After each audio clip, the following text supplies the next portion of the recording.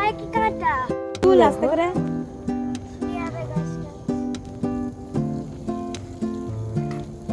আস্তে তুল।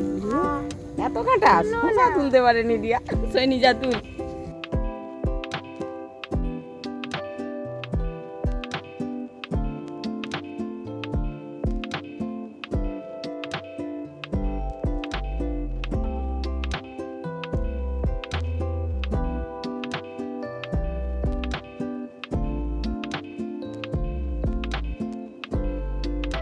সৈনিকদের বাগানে গোটা গরম জুড়ে প্রচুর পরিমাণে শশা হয়েছে।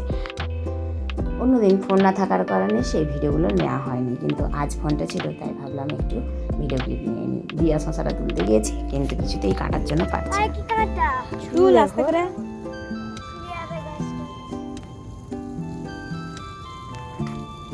আস্তে তুল। এত কাটা শশা তুলতে পারেনি দিয়া। সৈনি যা তুল। সৈনি তুল।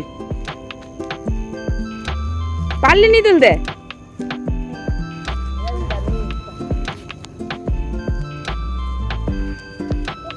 হুম।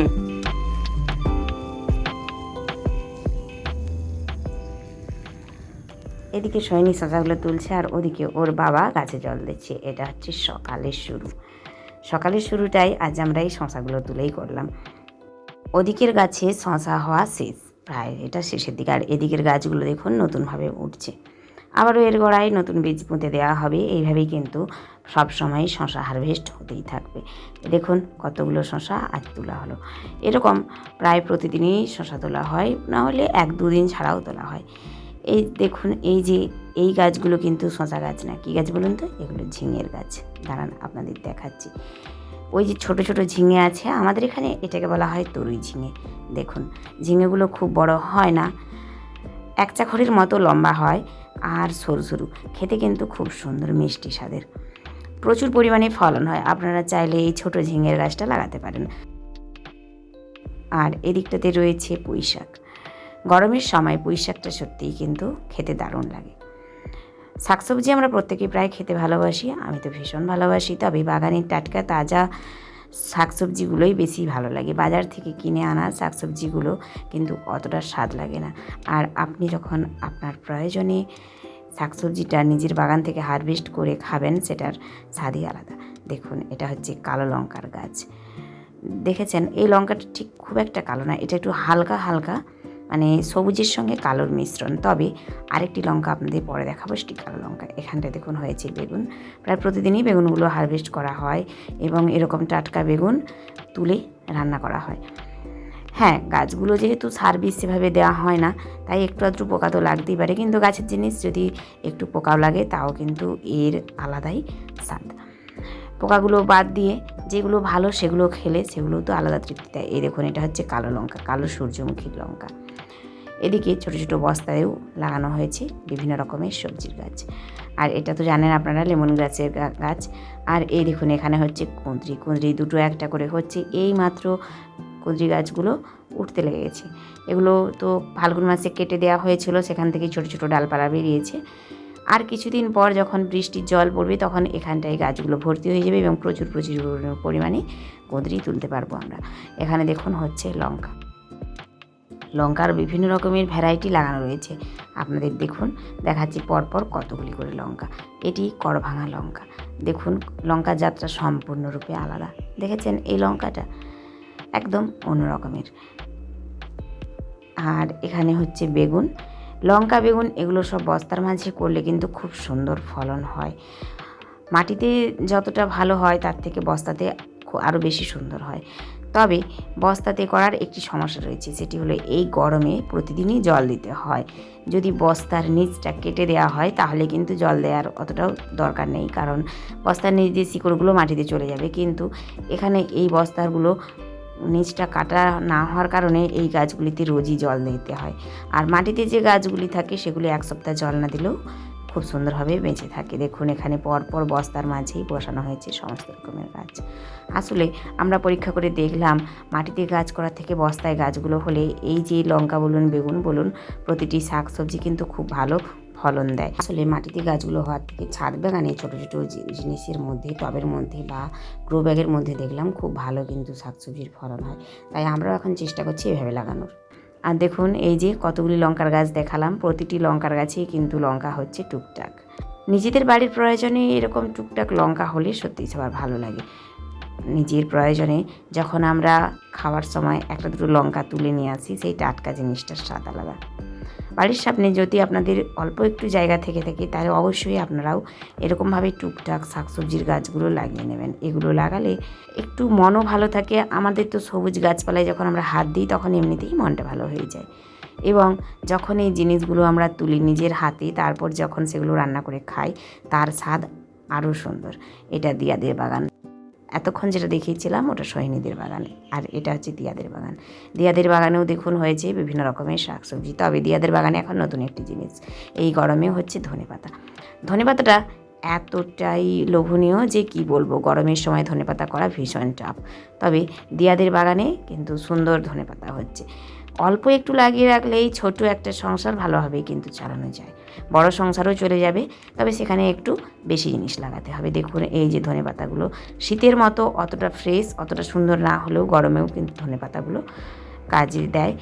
রান্না করার সময় বাজারে থেকে না কিনে এনে ফ্রিজের মধ্যে স্টক না করে যদি আমরা নিজেদের প্রয়োজনে টুক করে একটু তুলে নিয়ে রান্নাতে দিই, এগুলো তো আলাদাই মজা লাগে। আমার তো সত্যি ভীষণ ভালো লাগে। কলমি শাকগুলো এখান থেকে প্রচুর প্রচুর পরিমাণে কেটে খাওয়া হয়েছে, আর বেগুনও হচ্ছে এখানে প্রচুর পরিমাণে। তবে এদিকটাতে যে কুমড়ো শাকগুলো দেখিয়েছিলাম সেগুলো দারুণই হচ্ছে। এখানটায় দেখুন এটা একটা সূর্যমুখী লঙ্কায়, তবে এটা সবুজ রঙের। দেখুন ওপরের দিকে ওঠা ওঠা লঙ্কাগুলো, এই লঙ্কাগুলো কিন্তু প্রচুর প্রচুর পরিমাণে হয়, দেখেছেন? এগুলোও কিন্তু থোকায় থোকায় একটা সময় হয় অনেক অনেক লঙ্কা। এখন গরমকাল একটু কম হচ্ছে, যখন বৃষ্টির জলটা পড়বে তখন এই গাছগুলির রূপ হবে আরও আলাদা। দেখেছেন কি পরিমাণ লঙ্কাগুলো হয়েছে। এরকম একটা গাছ লাগিয়ে রাখলে একটি ছোট ফ্যামিলি টুকটাক প্রয়োজনটা মিটে যায়। আর যদি 10টা গাছ লাগানো যায় তাহলে তো আর কথাই নেই। প্রচুর প্রচুর লঙ্কা আপনি হারভেস্ট করতে পারবেন নিজের বাগান থেকে। এখানে দেখুন দিয়াদের বাগানে যে শশা, তার ফুল এসে গিয়েছে। এই দেখুন, দেখছেন শশাগুলোতে কিন্তু ছোটো ছোটো ফুল এসেছে, শশাও ধরেছে ছোটো ছোটো। আপনারা চাইলে আপনারা নিজেদের বাগানে এরকম সমস্ত রকমের শাকসবজির গাছ লাগিয়ে রাখতে পারেন। একটা ছোট্ট বাগান থেকেই নিজের প্রয়োজনের সমস্ত শাকসবজি আপনারা হারভেস্ট করতে পারবেন। কিন্তু দেখুন ওদিকটায় রয়েছে ওটা বরবটির গাছ, আর এদিকে রয়েছে কুমড়ো শাক। ওই যে একটু আগে বললাম না কুমড়ো শাক লাগানো রয়েছে, এই দেখুন। আর এই কুমড়ো শাকটা কিন্তু প্রচুর প্রচুর পরিমাণে মোটা হয়েছে, ডগগুলো খেতেও খুব ভালো লাগে। কুমড়ো শাক আমরা প্রত্যেকেই ভালোবাসি, তবে লাউ শাকটা আরও সকলের প্রিয়। কিন্তু এই কুমড়ো শাক এটা খেলে নাকি শরীর ঠান্ডা হয়, আর লাউ শাক খেলে নাকি শরীরটা গরম হয়। এটা আমার শ্বশুর বাড়িতে এসে আমি শুনেছি। লাউ শাকের থেকে এই কুমড়ো শাকের উপকারিতা নাকি বেশি। যাই হোক, দেখুন কুমড়ো শাকের একটা একটা ডগা কি সুন্দর মোটা মোটা হয়েছে কিন্তু এই ডগাগুলো। আর বাগানে টাটকা শাক সবজি মানেই কিন্তু একটি আলাদা উত্তেজনা, আলাদা শান্তি। সত্যি এগুলো কিন্তু প্রশান্তি এনে দেয়। অন্যদের কথা আমি জানি না, তবে আমার কিন্তু প্রশান্তি এনে দেয়। আমি তাই মাঝে মাঝেই চলে যাই এদের বাগানে কী কী হয়েছে একটু একটু দেখতে যাই। এরাও আমার বাগানে আছে, পাশাপাশি বাড়ি। দেখুন কুমড়ো শাকগুলোর অবস্থা দেখুন কি মোটা মোটা আর কীভাবে উঠছে। ডালপালা দিয়ে চারপাশ ঘেরা রয়েছে, সেই ডালপালার ওপর দিয়েই কিন্তু এরা আপন মনে বেয়ে যাচ্ছে। আপনাদের বলবো আপনারা চাইলে আপনারাও কিন্তু এভাবে টুকটাক শাকসবজির গাছগুলো লাগিয়ে নিতে পারেন।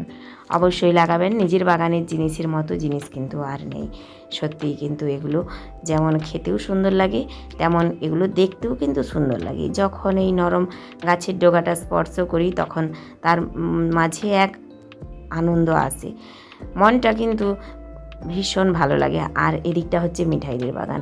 মিঠাইদের বাগানে এখন হচ্ছে ভেঁড়ি। দেখুন এই যে নতুন গরমের ভেঁড়ি হচ্ছে মিঠাইদের বাগানে।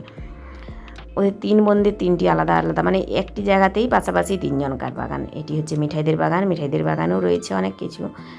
এই দেখুন এদেরও পুঁই শাক রয়েছে। তো প্রত্যেকেই পাশাপাশি অল্প অল্প জায়গাতেই সব রকম জিনিসগুলো নিজের প্রয়োজনের জন্য লাগিয়ে রেখেছে। আপনাদেরও বলবো আপনারাও এভাবে অবশ্যই লাগান। দেখুন এখানটায় যে ভেঁড়িটা লাগানো হয়েছে, গরমে কম হচ্ছে কিন্তু এটাই আর কয়েকদিন পর কিন্তু প্রচুর প্রচুর পরিমাণে ভেঁড়ি হবে। আর এদিকটাতে রয়েছে একটি ঝিঙে। এখানে দেখুন বস্তায় মিঠাইয়ের মা বেগুন এবং লঙ্কার গাছ সব লাগিয়ে রেখেছে।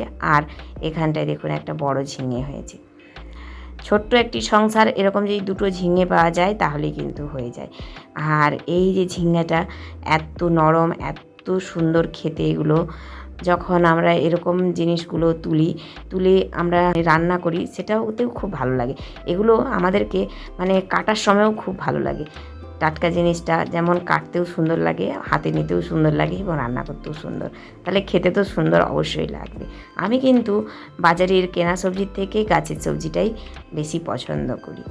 আমি জানি না আমার মতো আপনারাও হয়তো পছন্দ করেন, তবে আমি ভীষণভাবেই গাছের সবজিটা পছন্দ করি। হ্যাঁ, সার্ভিস দিলে এই গাছের সবজিগুলোতে পোকা হয় না, কিন্তু সার্ভিস না দিলে তখন একটু আধটু পোকা অবশ্যই হয়ে যায়। এদিকটাতে গাছটাতে কিন্তু প্রচুর পরিমাণে আম ধরেছে, অতটা ঠিক ক্যামেরায় বোঝা গেল না, কিন্তু আম সত্যি অনেক হয়েছে। তো বন্ধুরা, এখন আপনাদের আরেকটি জিনিস আমি দেখাবো, সেটা হচ্ছে লেবুও গরমে কিন্তু ধরেছে। আমাদের এখানে লেবুর কিন্তু প্রচুর দাম, আপনাদের ওখানে কেমন দাম জানাবেন। আমাদের এখানে একটা করে ছোটো লেবু 7 টাকা করে। দেখুন এই যে লেবুগুলো দেখেছেন কত কত লেবু ধরেছে।